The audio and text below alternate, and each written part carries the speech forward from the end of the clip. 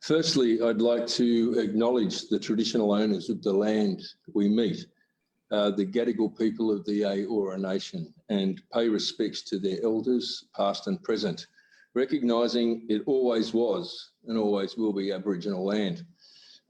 Thanks also to my comrades here from the Maritime Branch and for the organisation of this wonderful display that certainly does reflect some of the rich and vibrant history of the party and in the maritime industry.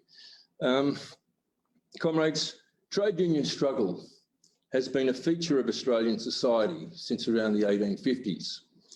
And for the next 70 years, the theory and practice of different political ideas would be tested by the Australian working class. Social democracy in the form of the ALP, born of the failed 1890s strikes, was a recognition by the working class that state political power always resided with the ruling class and employers in struggle. Bitter defeats had taught working people the lessons of the capitalist-aligned state and the role it plays. From the 1890s, the ALP sought to capture state power for workers, but only ever electorally. Social democracy failed, and still fails, to understand the partisan class role of state power under capitalism. Electoral outcomes in Australia have never thwarted the ruling class or stopped the capitalist class wielding their power or control for 1 minute in Australian history. The radical working class also tested anarcho-syndicalism through the IWW. Both pre-Marxist political strategies and theories failed to advance the Australian working class from the 1890s through to the early 20th century. The Communist Party of Australia was born 100 years ago on October 1920. In fact, less than 100 metres from where we all sit now. From its first days, the party attached special significance to the role of the trade unions as the main mass organisations of the working class in Australia. And this has been reflected in the participation of CPA members in their respective trade unions and the attention played by party organisations at all levels to questions of trade union activity and organisation throughout the party's history. From as early as December 1920, the newly formed CPA stated, "We hold it as a fundamental principle that it is only by the mass movement of the working class as a whole that our emancipation can be won. We communists contend that if workers are well organised for the express purpose of the overthrow of the capitalist system, they can do so during one of these periodical crises of capitalism." The necessity to raise the level from the economic struggle to that of political consciousness has remained a cornerstone of the thinking and activity of members of the Communist Party throughout the party's existence.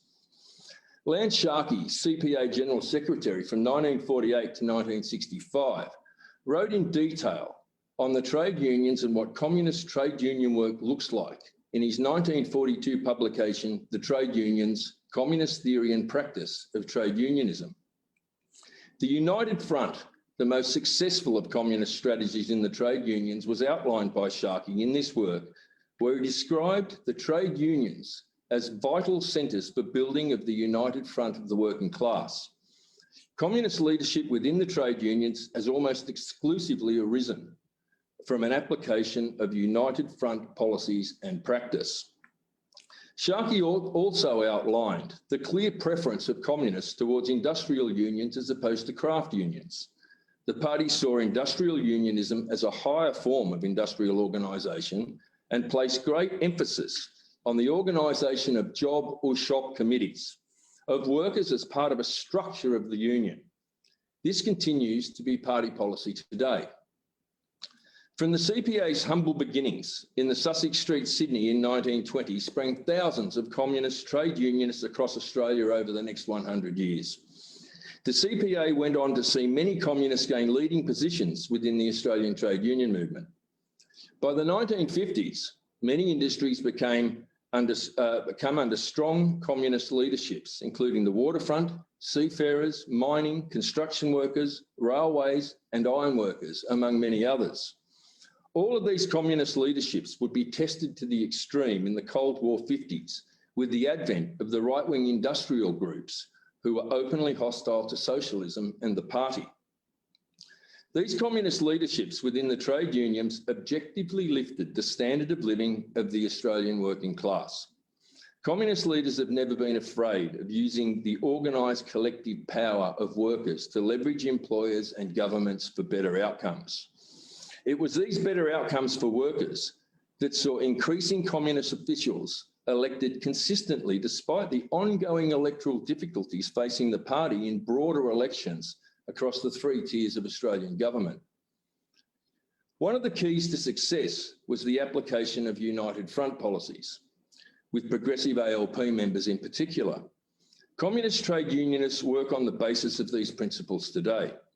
The economic successes were, of course, not enough. The task of communists in the unions is to bring political questions to the fore and seek to reach beyond a purely economic outlook. There is a need to show the problems faced by the working class are not related to a bad boss, but are related to a profit-driven system of exploitation and wage slavery. Accordingly, the main task of communists in the trade union movement has been to raise the political and class consciousness around a revolutionary objective, as well as to undertake practical organisational work. Throughout the 1960s, the communist movement was impacted by a number of splits. These splits often found themselves playing out within the trade union movement as well as in the party. The consequences of the splits led to a splintering of communists working within the trade unions. There are many lessons for the working class in this period. The unity of communists in developing broader class unity is essential, and much work has been done over subsequent decades to seek to rectify those divisions to ensure left unity as a basic building block in developing other and more broader forms of unity. There is still much work to be done in this area. The disastrous class collaborationist policies of the 1980s ALP-ACTU Accord period started a decline in the trade union movement that is yet to be arrested and will not be arrested by further policies of class collaboration. The party continues to this day to strongly support the trade unions. Our support is not uncritical, nor is our work performed within islands of ideological purity. We get involved. We test our ideas in practice amongst the working class, and we advocate for strong class struggle positions while working to maintain the unity of the workers. We emphasise ideological questions and bring class to the fore. We advocate socialism as an alternative system to capitalism that can resolve the most severe contradictions within society. We link the various struggles of capitalism and present their connections, as well as our obligations to act on the basis of that class view and build unity across all working people who suffer from the problems that arise from capitalism and its profit motive. 100 years of communist activity in unions has delivered this approach within the trade union movement. The class view is not a dominant view in the union movement yet, but it is certainly not an unknown approach, with even entrenched social democratic forces holding high the legends of the communist movement and their contributions to building the movement for change and fighting for a socialist future. Many great communist trade union leaders have set a high standard for all future trade unionists. The unions they led were irrevocably altered by the participation of communists who left a strong ideological legacy in many of these unions that still adopt a strong socialist objective today. Currently, workers and their unions are facing massive challenges. There has never been more targeted anti-union laws or institutions in Australian history. Some of those oppressive institutions, and the Australian Building and Construction Commission, for example, evokes images of fascistic control and extreme levels of state power intervening into the class struggle on the side of the bosses. Workers and unions have much to struggle for in the modern day, and the CPA will stand by workers and unions always. and actively proclaim that we are on the same side, the side of the working class. The historic role of communists in the trade union movement is a history of excellence, and it is up to us now to live up to and exceed that wonderful past legacy of class struggle in the march ever forward to a socialist world free from war, poverty, and exploitation. We remain not only dedicated to this task, but confident the working class can win. Long live Marxism-Leninism, long live internationalism, and long live the Communist Party of Australia.